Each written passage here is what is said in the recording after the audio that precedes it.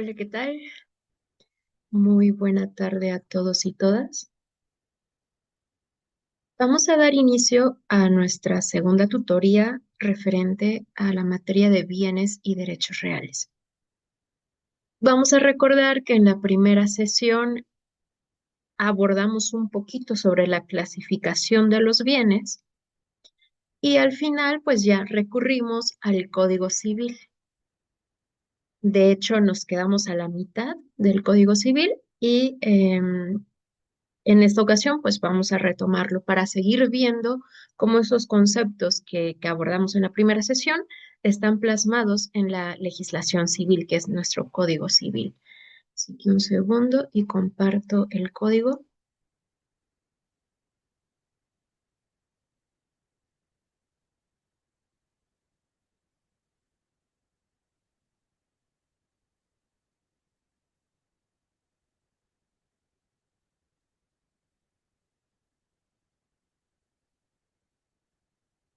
Ok, aquí lo tenemos.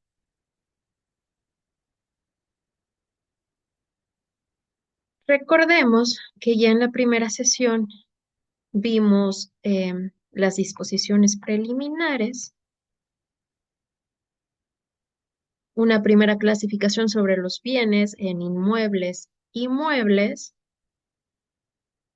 y nos quedamos justo aquí.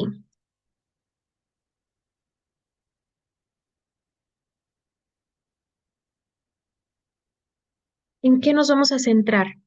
En que hay otra clasificación de los bienes. Y en esta clasificación, pues van a estar organizados según al tipo de personas a quien pertenecen estos bienes, pudiendo ser de dominio de poder público o de propiedad entre particulares. Entonces, veamos. Artículo 764. Los bienes o son de dominio del poder público o de propiedad de los particulares. Hay de dos tipos según esta clasificación. El primero, los bienes de dominio de poder público. Estos, a su vez, pues, pueden pertenecer a quién. Son bienes de dominio del poder público los que pertenecen a la federación, a los estados o a los municipios. Los bienes de dominio del poder público se regirán por las disposiciones de este código en cuanto no esté determinado por leyes especiales. Entonces, los bienes de dominio público se rigen por las normas del Código Civil, pero si existe una ley especial que regule un tipo específico de bien público, por ejemplo, leyes específicas que hablan sobre patrimonio cultural, medio ambiente, esas leyes prevalecen sobre las disposiciones del Código. Esto es un principio general del derecho. Lo particular prevalece sobre lo general. Entonces, el Código Civil es lo general, es la normativa general, pero si hay una disposición, si hay una ley, si hay una legislación que habla específico eh, de un determinado bien, va a prevalecer esa ley específica.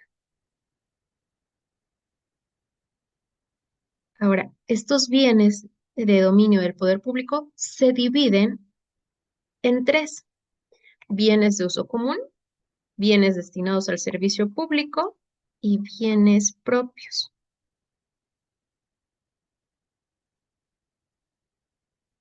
Bienes de uso común son aquellos que todos pueden utilizar: playas, parques, calles. Bienes destinados a un servicio público, pues van a ser esos bienes que han sido destinados a la prestación de servicios que benefician a la comunidad. Por ejemplo, hospitales públicos, escuelas, juzgados, carreteras. Y bienes propios son esos bienes que el gobierno posee, pero que no tienen un uso común ni están destinados a un servicio público específico. Imaginemos un terreno, un edificio que pertenece al gobierno, pero que no están siendo utilizados. Entonces, esos bienes que el gobierno tiene sin usar, que no son ni de uso común ni están destinados a un servicio público, los puede usar o bien vender como cualquier otra persona. Y continúa diciendo el Código Civil. Los bienes de uso común son inalienables e imprescriptibles. Y inalienables es que no se pueden vender. Pueden aprovecharse de ella, pues todos los habitantes, con las restricciones establecidas por la ley. La calle es de todos. Ah, pero no por eso voy a hacer una fiesta en la calle. Entonces, por eso dice, con las restricciones establecidas por la ley. Si quiero hacer una fiesta, ya tendré que pedir permiso.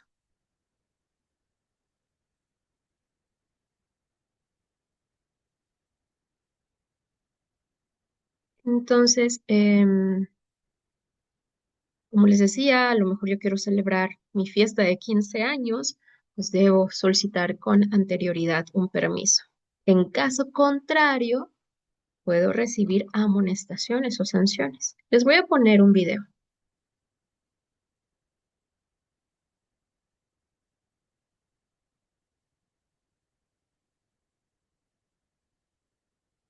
Un segundo.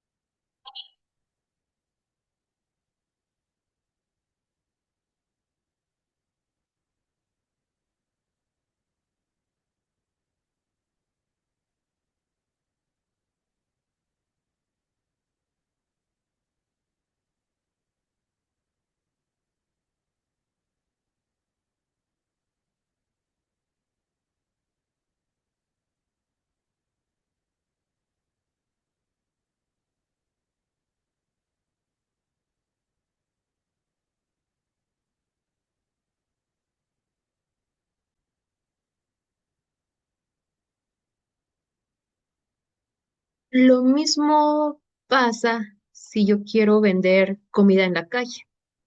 La calle, las banquetas son bienes de uso común y también necesito pedir un permiso. Les voy a compartir otro video.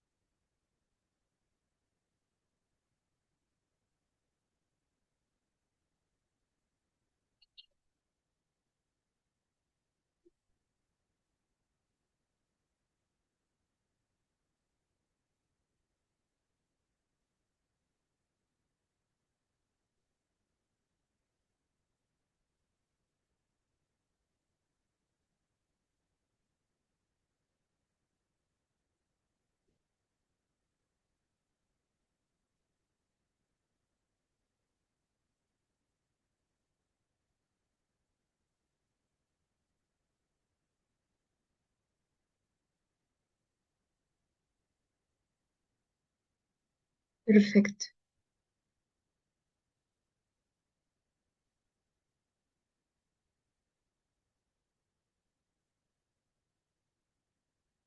Entonces,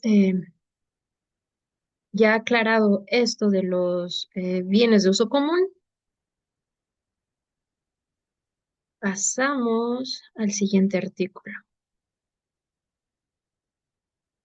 El artículo 769, por ejemplo, nos dicen los que estorben el aprovechamiento de los bienes de uso común, que yo ponga, eh, cierre la calle para hacer mi fiesta de 15 años sin haber pedido permiso, o ponga ahí mi negocio sin haber pedido permiso, quedarán sujetos a las penas correspondientes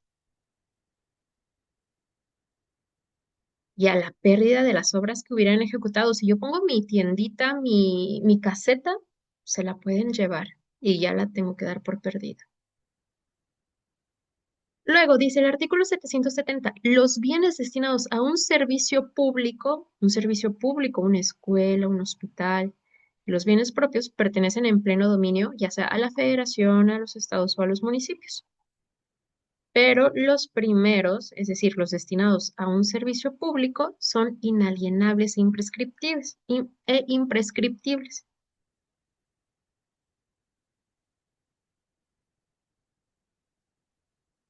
Entonces, ya sabemos, todos estos bienes destinados a un servicio público son propiedad del gobierno, no pueden ser vendidos ni adquiridos por personas, por eso son inalienables. Solo si el gobierno decide que ese bien ya no se va a usar para un servicio público, ahí sí ya podrá venderlo o transferirlo.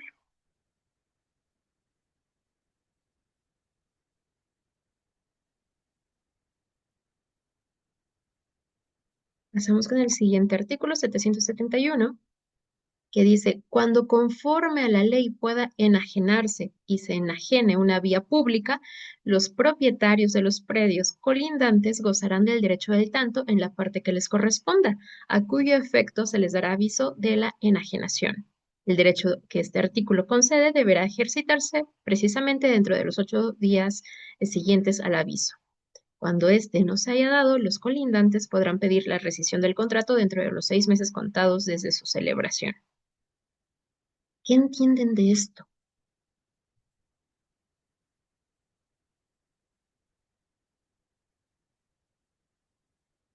Vamos a explicarlo de manera muy simple.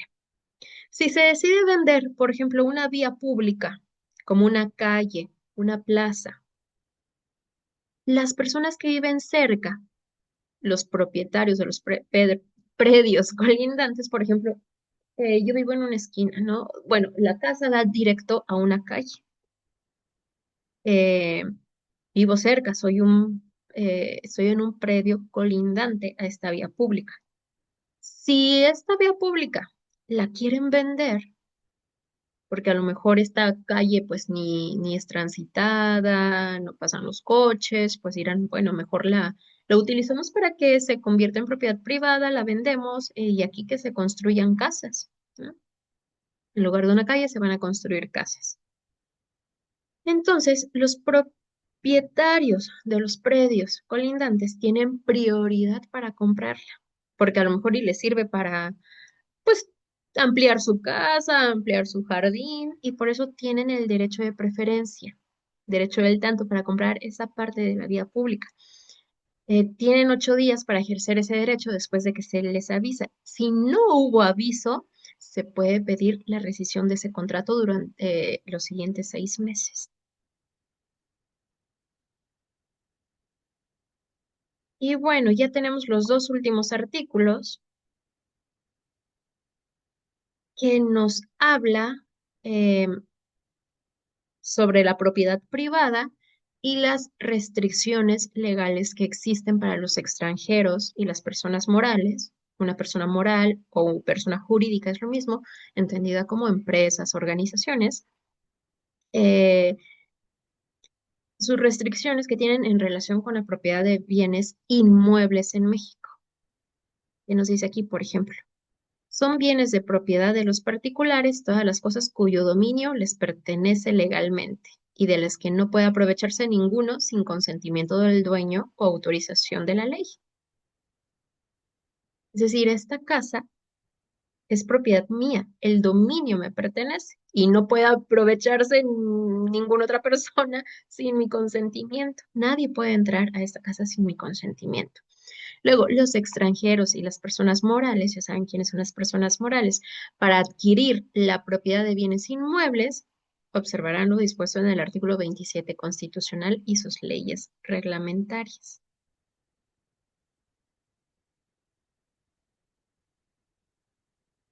Entonces, ¿qué nos dice el artículo 27 constitucional?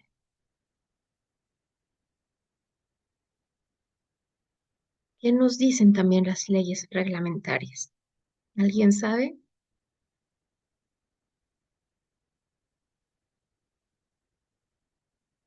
Los extranjeros pueden comprar propiedades en México, pero tiene limitaciones.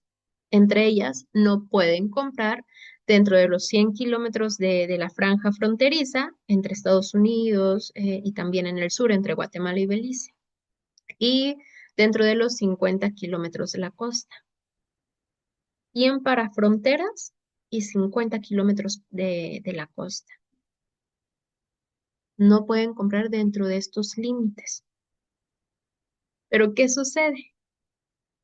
No pueden adquirir directamente los extranjeros en estas zonas que son restringidas, pero sí indirectamente a través de un fideicomiso bancario. Un segundo.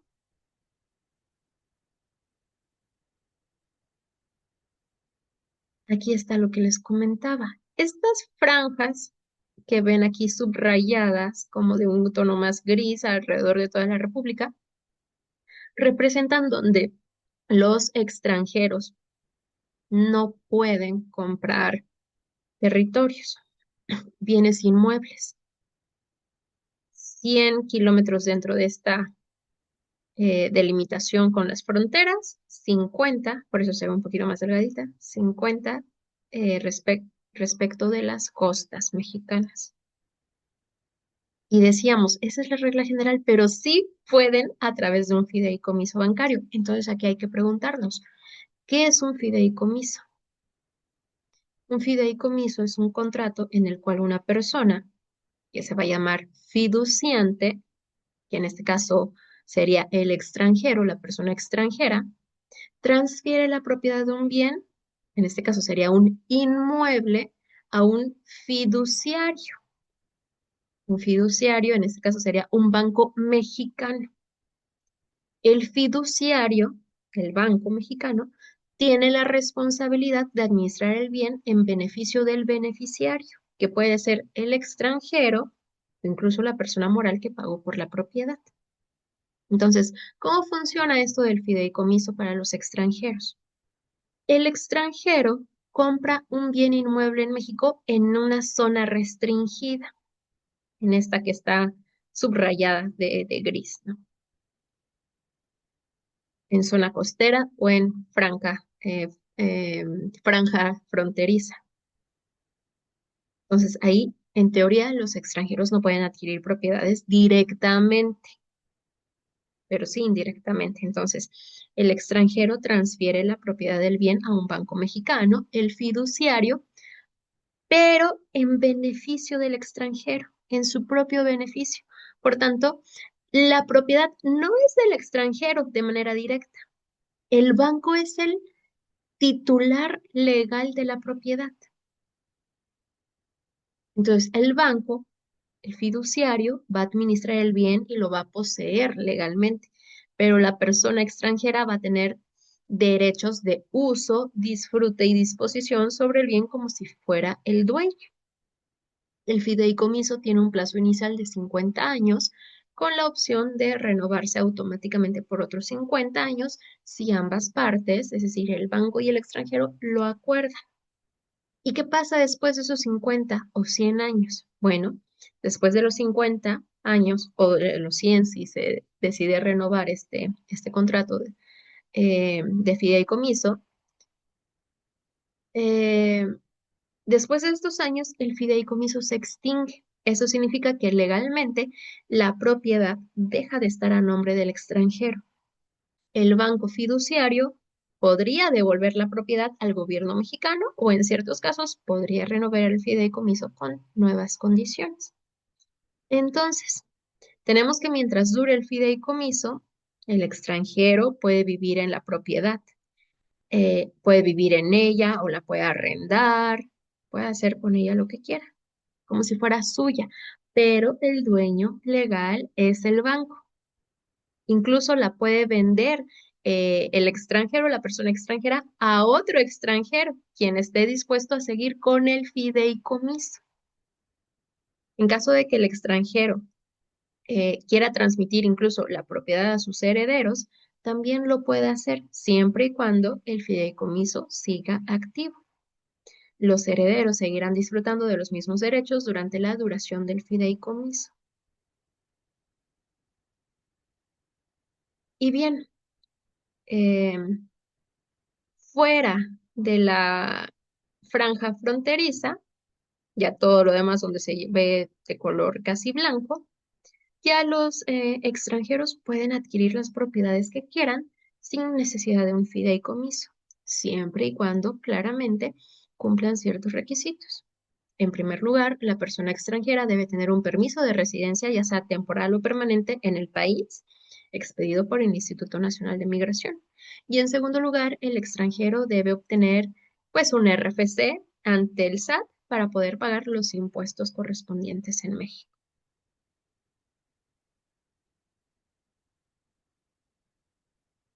Entonces, ha quedado claro cómo los extranjeros, en teoría, no pueden comprar en estas zonas restringidas, pero sí lo pueden hacer a través de un fideicomiso, entonces serían como propietarios indirectos. Al final, no será de ellos, lo podrán disfrutar medio siglo o un siglo, eh, heredar por un ratito, pero al final vuelve al Estado mexicano. Muy bien, regresamos al Código Civil.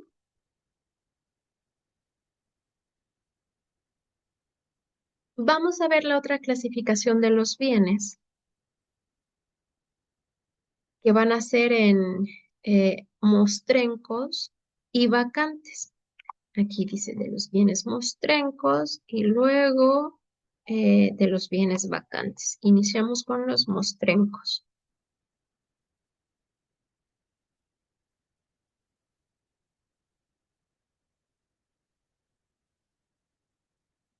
¿Qué nos dice el artículo 774? Son bienes mostrencos los muebles abandonados y los perdidos cuyo dueño se ignore. Ustedes ya saben cuáles son los bienes muebles. Son todos aquellos que se pueden trasladar fácilmente de un lugar a otro. Entonces, los bienes mostrencos son bienes muebles que han sido perdidos o abandonados cuyos dueños no se conocen. Un ejemplo de un bien mueble mostrenco. ¿Qué me dice? Una cartera, una cartera que se encuentran en la calle, unas llaves que se encuentran en la calle y no saben de quién es. Hasta una silla. ¿Qué día me encontré una silla que estaba en el basurero? Yo creo que la fueron a dejar y se veía muy bien la silla. Entonces es un bien mostrenco, está abandonado. O a lo mejor alguien se lo olvidó y ahí dejó la silla en la calle, ¿no? Un celular que vamos por la calle em, y lo encontramos ahí tirado. Eso es un bien mostrenco. Ignoro a su dueño. Luego el artículo 775, ¿qué nos dice? ¿Cómo actuar ante un bien mostrenco? ¿Qué nos dice? El que hallare una cosa perdida o abandonada deberá entregarla dentro de 3 días a la autoridad municipal del lugar o a la más cercana si el hallazgo se verifica en despoblado.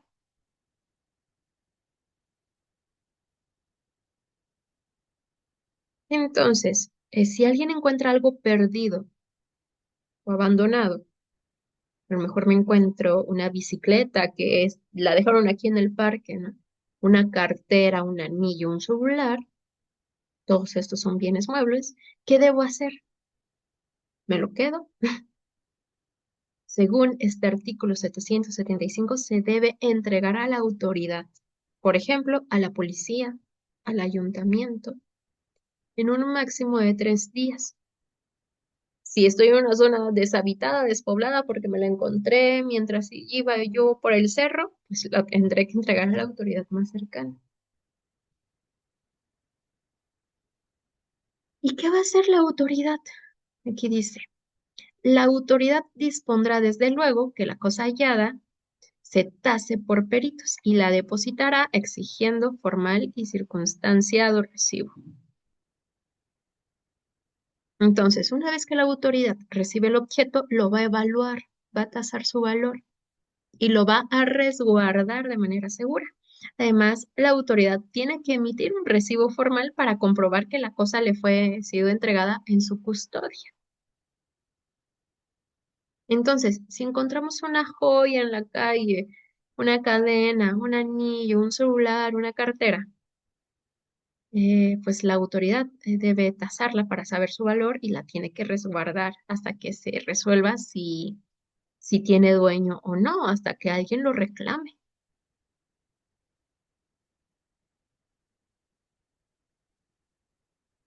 Y el siguiente artículo nos dice, cualquiera que sea el valor de la cosa, se van a fijar avisos durante un mes, de 10 en 10 días, en los lugares públicos de la cabecera del municipio, anunciándose que al vencimiento del plazo, si nadie lo reclama, se va a rematar la cosa. Pero incluso, ¿qué tal si encontramos algo que no puede conservarse? Algo que se pudre rápidamente, que alguien dejó por ahí un canasto, una canasta de tomates. Entonces, pues no lo puedo resguardar un mes hasta que alguien lo reclame. Se van a pudrir los tomates. Entonces, la autoridad va a disponer, va a decir que se vendan estos tomates, ¿no? Y el dinero que se junte, pues lo va a resguardar por si después sale el dueño a decir, es que era mi canasta de tomates, pues para no darle después de un mes los tomates podridos, le van a decir, bueno, ya te los vendí, se juntó este dinero, ten, ¿no? Evidentemente,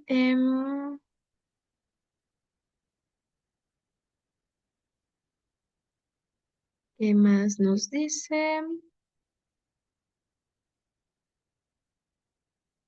Bueno, evidentemente, si alguien eh, va y reclama un objeto, mostrenco, algo que se encontró alguien en la calle como abandonado o perdido, ¿cómo podemos saber que ese es el dueño realmente?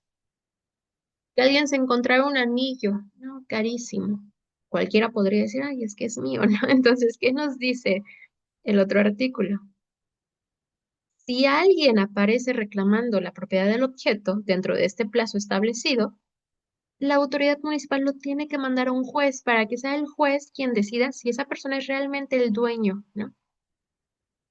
Y también el Ministerio Público debe estar involucrado para verificar que todo esté en orden. Y nos lo dice. Ya, luego, si el reclamante es realmente considerado dueño, ya se le entrega la cosa o su precio, ¿no? Si fue que se vendió porque era un bien que no podía conservarse, con la deducción de los gastos, ¿no? Porque igual le van a cobrar el tiempo que lo estuvieron cuidando, resguardando o el hecho de tener que ir a venderlo, ¿no? Todo eso se lo van a deducir. Pero si el reclamante no es declarado dueño, porque se quiso pasar de listo, o si pasado el plazo de un mes, contado desde la primera publicación de los avisos, nadie reclamó la propiedad de la cosa, ¿qué va a pasar con eso? Se va a vender, se va a subastar. De hecho, aquí dice, la venta se hará siempre en la moneda pública, en subasta.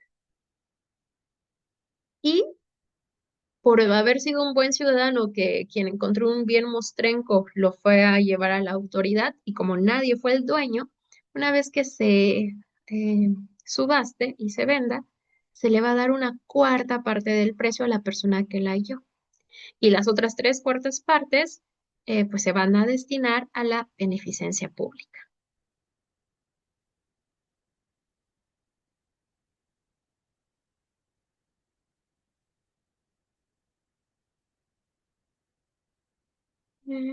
Entonces, eso tenemos respecto a los bienes mostrencos.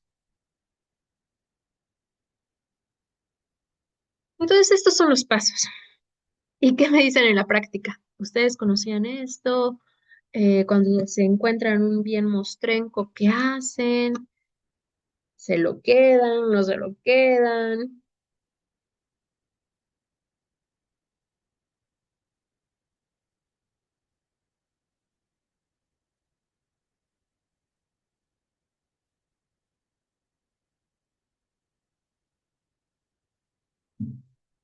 Lamentablemente, muchas personas no siguen todos estos pasos legales, ¿no? Que están estipulados en la ley cuando se encuentran algo. Ese algo es un bien mostrenco. Pero ustedes ya saben que tenemos una obligación civil de entregarlo a la autoridad. De hecho, hay legislaciones, como en Perú, que el no entregar algo a la autoridad es calificado como un delito, como delito de apropiación irregular del bien perdido o extraviado. Y lo mismo podemos extrapolar, por ejemplo, cuando alguien nos deposita por error a nuestra cuenta bancaria. Yo no me puedo apropiar de ese dinero porque no es mío. Sí, se cometió un error, pero no es mío. Y en estos casos, la Conducef recomienda pues ponernos en contacto con nuestro banco para comunicarle dicha situación. Si no lo hacemos y si nos negamos a devolver el dinero, es cierto que pues que el banco no nos va a quitar el dinero así, nada más, ¿no? Pero la persona afectada puede interponer acciones legales e incluso denunciarnos por el delito de fraude.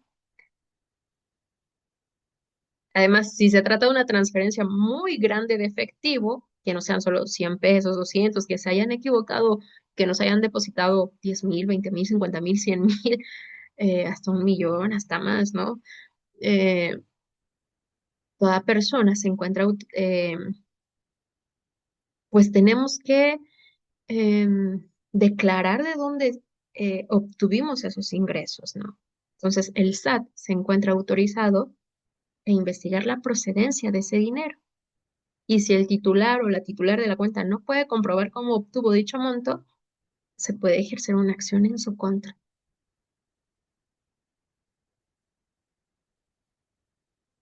Entonces, por cuestiones, eh, obligaciones civiles y también éticas, pues hay que devolver lo que no es nuestro, lo que nos encontramos en la calle o lo que nos llega hoy en día con estas tecnologías, con lo que nos llega a nuestras cuentas bancarias. Evidentemente hay mucha desconfianza en las autoridades, pero también por eso las autoridades nos tienen que emitir un recibo para que no digan, no, a mí nunca me entregaste nada. Y finalmente llegamos al último capítulo que nos habla, este está chiquito, de los bienes vacantes. Recuerden, los bienes mostrencos son bienes muebles. Los bienes vacantes son inmuebles que no tienen dueño cierto y conocido. Ejemplo, una casa deshabitada que no tiene dueño cierto y conocido. Sin embargo, ¿qué significa este término de dueño cierto y conocido? Pues eso va a depender muchas veces de que la propiedad esté registrada oficialmente. Y esto genera un riesgo. Puede ser que haya personas que son legítimos propietarios o poseedores de buena fe, pero pueden perder sus derechos si, por ejemplo, eh, ese bien fue una herencia, fue una donación, pero no han inscrito la propiedad a su nombre. O a lo mejor compraron un inmueble, pero no hicieron la escritura pública o no concluyeron un juicio sucesorio para registrar la propiedad.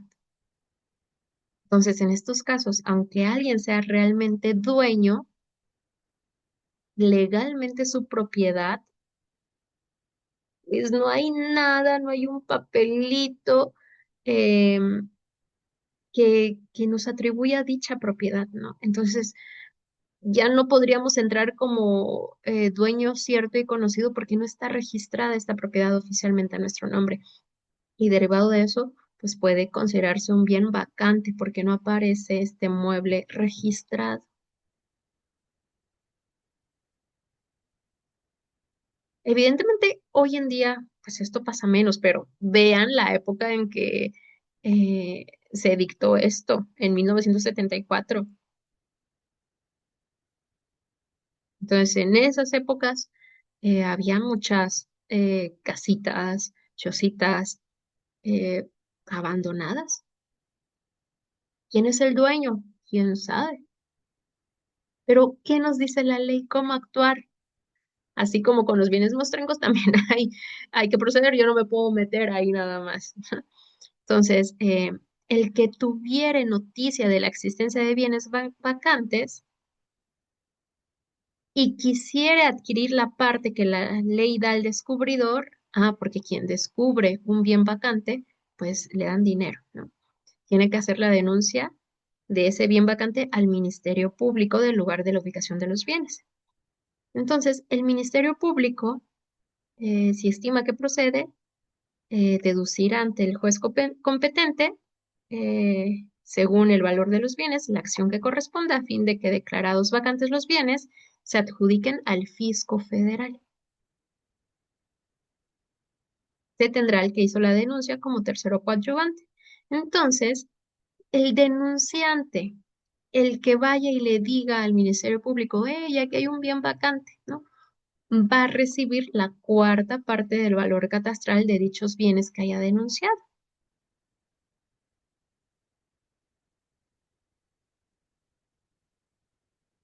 Entonces, ¿y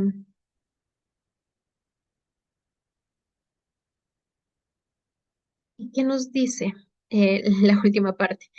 Yo no me puedo apoderar directamente de este bien vacante sin cumplir lo que dice este capítulo. ¿Por qué? Porque el artículo 789 nos dice, el que se apodere de un bien vacante sin cumplir lo prevenido en este capítulo pagará una multa de 5 a 50 pesos, sin perjuicio de las penas que señala el respectivo código.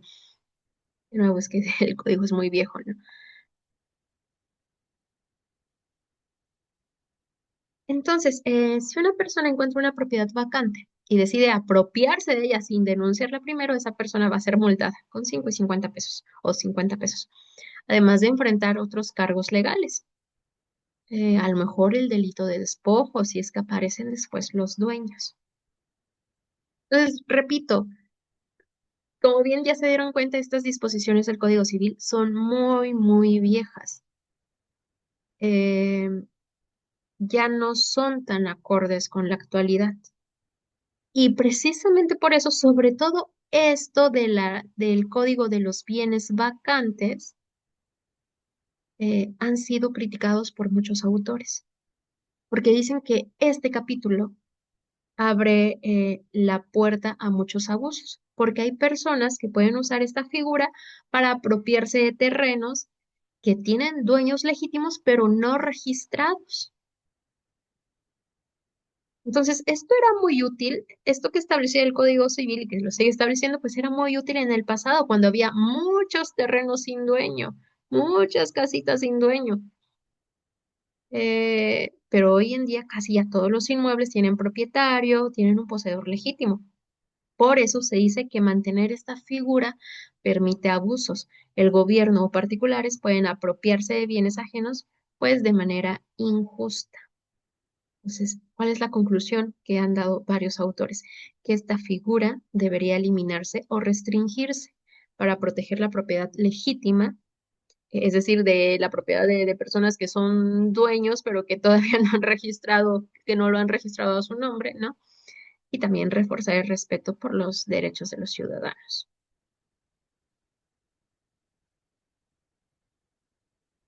Y ojo, no confundir esto que hemos comentado con el delito de despojo, porque el delito de despojo se da cuando hay un propietario o poseedor legítimo.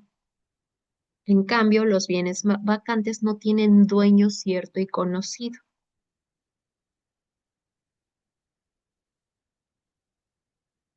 Entonces, mientras que el inmueble sea realmente vacante y no haya un propietario legítimo reconocido, no hay delito de despojo, porque no existe un dueño cuya posesión se esté violando. A diferencia si hay un dueño cierto y conocido, porque ahí sí me meto, allá me pueden investigar por el delito de despojo. Inclusive les voy a compartir este video. Un segundo.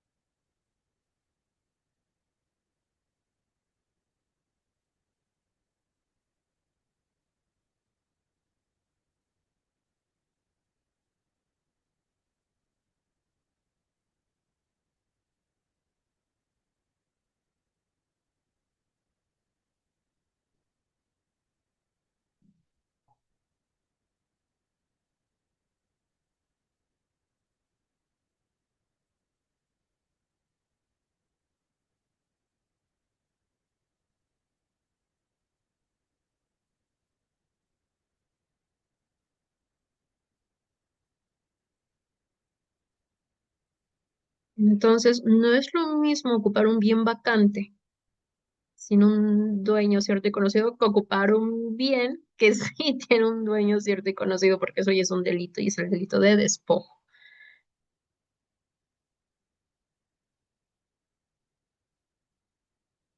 Mm, déjenme ver qué otra cosa.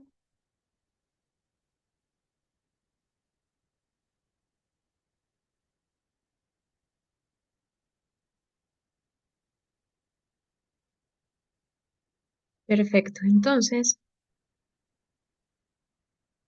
hasta aquí tendremos nuestra sesión de hoy.